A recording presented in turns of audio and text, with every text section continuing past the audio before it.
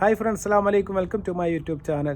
ഇന്ന് മനസ്സിനെ ഒരുപാട് സന്തോഷപ്പെടുത്തിയതും അതുപോലെ തന്നെ സങ്കടപ്പെടുത്തിയതുമായ ഒരു വീഡിയോ കാണാൻ വേണ്ടിയിടായി. നമ്മുടെ കൂട്ടക്കൊലപാതകത്തിലെ പ്രതിയായ നമ്മുടെ അഫാൻ്റെ ഉപ്പാക്കും ഉമ്മാക്കും ആ പഴയ വീട്ടിലേക്ക് താമസം മാറാൻ ഒരുപാട് ബുദ്ധിമുട്ടുകളുണ്ട് എന്നും തീർച്ചയായിട്ടും അങ്ങോട്ട് പോയി ആ ചെറിയ മക്കളുടെ ഓർമ്മയിൽ അവിടെ താമസിക്കാൻ വേണ്ടി പറ്റുകയില്ല എന്ന് കഴിഞ്ഞ ദിവസം തന്നെ അഫാൻ്റെ ഉപ്പ സമൂഹ മാധ്യമങ്ങളോട് പറഞ്ഞിരുന്നു. അതിൽ ഒരു പരിഹാരം ഉണ്ടായിരിക്കുന്നു. അത് ഏറെ സന്തോഷകരമായ ഒരു അവസ്ഥ തന്നെയാണ്.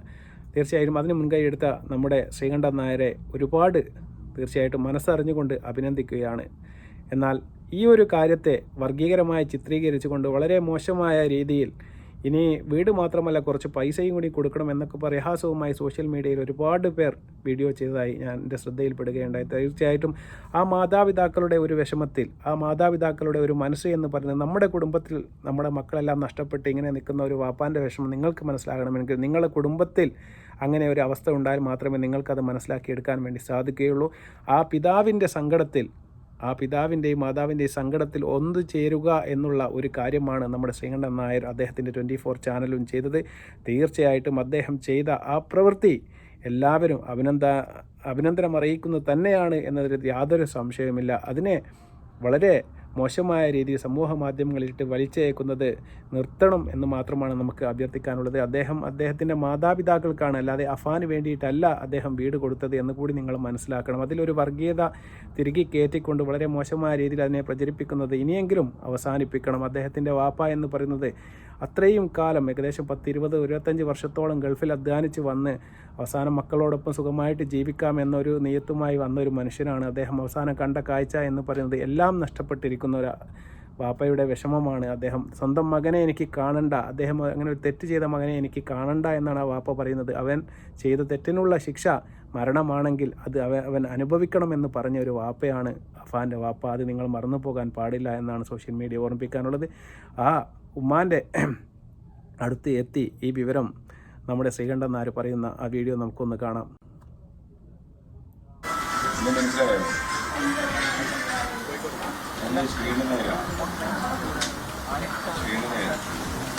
മനസ്സിലായോ? അമ്മയ്ക്ക് ഇപ്പൊ ശാരീരിക പ്രശ്നങ്ങൾ എന്തെങ്കിലും ഉണ്ടോ? നടക്കാൻ ബുദ്ധിമുട്ടാണ്.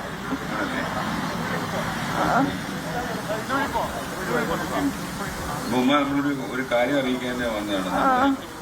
അദ്ദേഹത്തെ ഷെഫാന്റെ ബാപ്പയോട് സംസാരിച്ചായിരുന്നേ. അപ്പോൾ നമ്മൾ ഇനിയിപ്പോൾ താമസിക്കാൻ നമുക്കൊരു പുതിയ വീട്ടിലേക്ക് പോകണ്ടേ. അപ്പോൾ നമ്മളൊരു വീടുണ്ടാക്കി കൊടുക്കാമെന്ന് പറഞ്ഞു. അപ്പോൾ ഇനി പഴയ വീട്ടിലൊക്കെ പോയാൽ നമുക്ക് അവിടെ കിടക്കാനും ഒക്കെ പ്രയാസമല്ലേ. അപ്പോൾ അതുകൊണ്ട് നമുക്കൊരു പുതിയ വീട് ഉണ്ടാക്കി കൊടുക്കാം. അപ്പോൾ അത് പറയാൻ വേണ്ടി ഞാനിങ്ങോട്ട് വന്നതാ.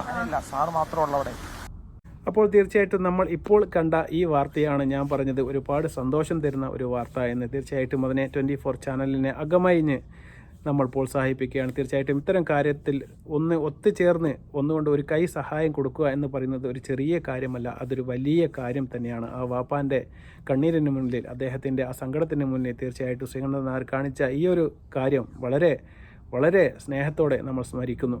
അതുപോലെ തന്നെ മറ്റൊരു കാര്യം, നമ്മുടെ അഫാൻ്റെ ആക്രമിച്ച കാര്യത്തെക്കുറിച്ച് നമ്മുടെ ശ്രീകണ്ഠൻ നായർ അവരുടെ ഉമ്മയോട് ചോദിക്കുന്നുണ്ട് എന്താണ് അഭിപ്രായം. അപ്പോൾ ഉമ്മ പറയുന്നുണ്ട്, ഏതൊരു ഉമ്മയും തൻ്റെ മകൻ കൊലപാതകിയല്ല, ഇനി അതിലും വലിയ എന്തെങ്കിലും ചെയ്ത് കഴിഞ്ഞാലും സ്വന്തം പെറ്റ ഉമ്മ എന്ന് പറയുന്നത് നമ്മുടെ തെറ്റിനെ നമ്മൾ എന്തായാലും മറച്ചു വെക്കാൻ വേണ്ടി ശ്രമിക്കും. അത് സത്യം, അത് നല്ലതാണ് എന്നൊരർത്ഥത്തിലല്ല ഞാൻ പറയുന്നത്. ആ ഉമ്മ പറയുന്നത് ഈ ഒരു സ്നേഹം, എനിക്കുള്ള ആകെ 2 മക്കളാണ് ഉള്ളത്, അതിലൊരു മരണപ്പെട്ടു എന്ന ഉമ്മ അറിഞ്ഞു.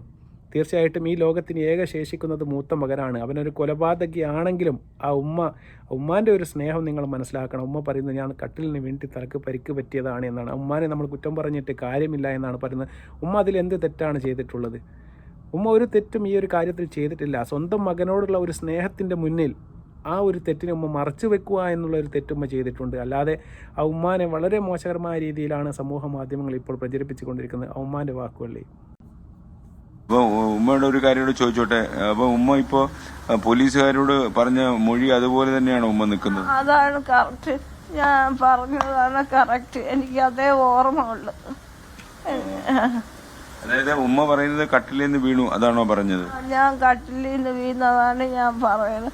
എനിക്ക് സംഭവിച്ചതും അത് തന്നെയാണ്. എൻ്റെ ഓർമ്മയിലും അത് തന്നെയാണ്. ഉമ്മയോട് പോലീസുകാർ കുറെ തവണ ചോദിച്ചോ ഇത്? ചോദിച്ചു, 2 തവണ ചോദിച്ചു. ഉമ്മയ്ക്കൊന്നും ഓർമ്മ കിട്ടാത്തോണ്ടാണോ ഇനി അതങ്ങനെ തോന്നുന്നത്? ഓർമ്മ എനിക്ക് അന്നത്തെ കാര്യം, ഞാൻ ഉണ്ടാക്കിയ കാര്യങ്ങൾ, സ്കൂളിൽ കൊച്ചിനെ വിട്ട കാര്യമൊക്കെ ഓർമ്മ ഉണ്ട്. അത് തന്നെ ഞാൻ പറഞ്ഞത്.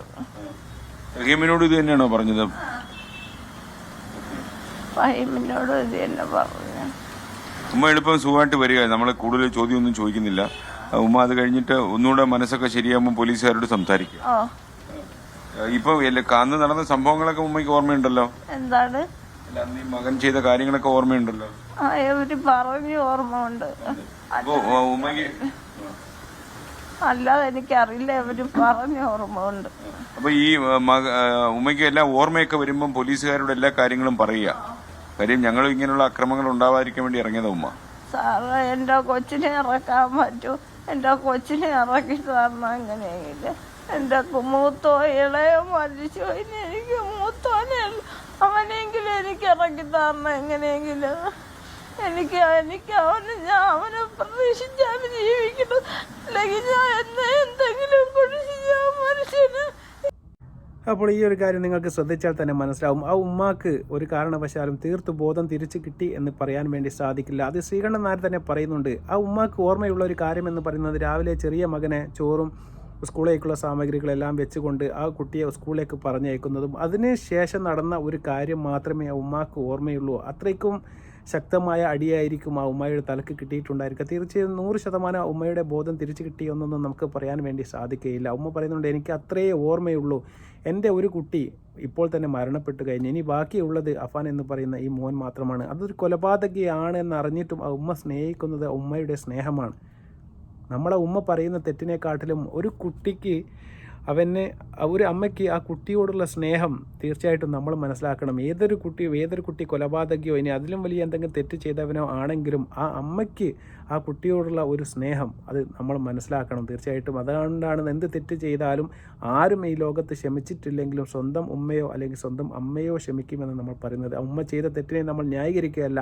അത്രയും വലിയ ഒരു ക്രൂരകൃത്യം ചെയ്ത ഒരു മകനാണ് അഫാൻ. അവന് യാതൊരു വിധത്തിലും കൊലക്കയറല്ലാതെ യാതൊരു മറുപടിയും അതിൽ കുറഞ്ഞതൊന്നും തന്നെ ഇല്ല എന്ന് നമുക്ക് എല്ലാവർക്കും അറിയാം. തീർച്ചയായിട്ടും നിയമം അദ്ദേഹത്തെ ശിക്ഷിക്കും. അതുപോലെ തന്നെ അദ്ദേഹത്തെ തൂക്കിലേറ്റി കൊല്ലുകയാണെങ്കിൽ തീർച്ചയായും കൊല്ലുക തന്നെ ചെയ്യണമെന്ന് അദ്ദേഹത്തിൻ്റെ പിതാവ് പറഞ്ഞിരിക്കുന്നു. അദ്ദേഹം ബോധമുള്ള മനുഷ്യനാണ്. അദ്ദേഹം പറഞ്ഞിരിക്കുന്നു, തനിക്ക് തൻ്റെ മകനെ കാണാൻ ആഗ്രഹമില്ല. റോഡിൽ നിന്ന് തൻ്റെ മകനെ തെളിവെടുക്കാൻ വേണ്ടി കൊണ്ടുവന്നപ്പോൾ ഒരു കണ്ണോട്ടം പോലെ അദ്ദേഹം ആ മകനെ ഒന്ന് കണ്ടു എന്നല്ലാതെ ഒന്ന് പോയി കാണാനോ ഒന്ന് കാര്യങ്ങൾ തിരക്കാനോ ഇതുവരെ ആ വാപ്പ പോയിട്ടില്ല. തീർച്ചയായും ആ വാപ്പാനെ നമ്മൾ സ്തുതിക്കണം. എന്തൊക്കെ ആയാലും ആ ഉമ്മയുടെ വിഷമം കൊണ്ടും അതുപോലെ തന്നെ ആ ഉമ്മയുടെ ബോധം പൂർണ്ണമായി തിരിച്ചു കിട്ടാത്തത് കൊണ്ട് മാത്രമാണ് അത്തരമൊരു പ്രസ്താവന നടത്തുന്നത്. അതിനെ യൂട്യൂബ് ചാനൽ പോലുള്ള മറ്റ് ചാനലുകാർ എടുത്തുകൊണ്ട് വളരെ മോശകരമായ രീതിയിൽ ക്യാപ്ഷനുകളെല്ലാം എഴുതി കൊടുത്തുകൊണ്ട് തമ്പനയിലെല്ലാം കൊടുത്തുകൊണ്ടാണ് ഇപ്പോൾ വീഡിയോ ചെയ്തുകൊണ്ടിരിക്കുന്നത്. ഇന്ന് തന്നെ 2-3 വീഡിയോ നമ്മൾ കാണാനിടയായി. ഉമ്മാക്ക് വീട് മാത്രം കൊടുത്താൽ പോരാ, ഒരു കാറും അതുപോലെ തന്നെ 10 ലക്ഷം രൂപയും അതുപോലെ തന്നെ ഒരു സർട്ടിഫിക്കറ്റും കൊടുത്ത് ആദരിക്കുക കൂടി ചെയ്യണം എന്നിവരെ പറയുന്ന യൂട്യൂബർമാരെ നമ്മൾ കണ്ടു. തീർച്ചയായിട്ടും ആ ഉമ്മയുടെ സ്നേഹവും ആ ഉമ്മയുടെ അവസ്ഥയും നമ്മളൊന്ന് മനസ്സിലാക്കുക കൂടി വേണം. തീർച്ചയായിട്ടും ആ മകനോട് തീർച്ചയായിട്ടും യാതൊരുവിധ കരുണയും ഒരു മനുഷ്യനും ഈ ലോകവും അതുപോലെ തന്നെ നിയമവും ഒന്നും തന്നെ കാണിക്കാൻ പാടില്ല എന്നതിൽ യാതൊരു തർക്കവുമില്ല.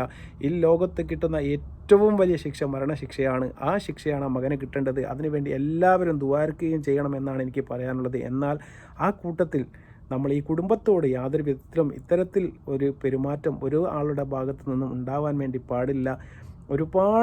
ഒരുപാട് നഷ്ടങ്ങൾ സംഭവിച്ച, ഒരുപാട് ഈ ലോകം തന്നെ നഷ്ടപ്പെട്ട ഒരു വാപ്പയും ഉമ്മയുമാണ് അവർ. അവർക്കിനി ഒന്നും ജീവിതത്തിലില്ല. മക്കളില്ല, കുടുംബമില്ല, വീടില്ല, പൈസയില്ല, കടം എല്ലാം കൊണ്ടും ദുനിയാവ് മൊത്തം അവരുടെ മുന്നിൽ ഒരു ബ്ലാക്കായി നിൽക്കുന്ന ഒരു അവസ്ഥയാണ്. അതിലാണ് നമ്മുടെ 24 ചാനൽ ഒരു വീട്, കാരണം ആ മകനും കുട്ടികളും മരിച്ച സ്ഥലത്തേക്ക് അവർക്ക് പോകാനുള്ള മാനസിക ബുദ്ധിമുട്ട് എത്രയുണ്ടാവുമെന്ന് നമുക്കറിയാം. അതുകൊണ്ടാണ് ചെറിയ ഒരു വീട് മാറ്റി വേറെ ഒരു സ്ഥലത്ത് ഉണ്ടാക്കി കൊടുക്കാമെന്ന് അദ്ദേഹം തീരുമാനിച്ചത്. ആ തീരുമാനത്തിനെയും തീർച്ചയായിട്ടും വർഗീയവൽക്കരിക്കുകയും മോശവൽക്കരിക്കുകയും ചെയ്യുന്ന പരിപാടി ഇനിയെങ്കിലും എല്ലാവരും നിർത്തി എല്ലാവരും ഒന്നിച്ച് മുന്നോട്ട് പോകണം എന്ന് മാത്രമാണ് നമുക്ക് പറയാനുള്ളത്.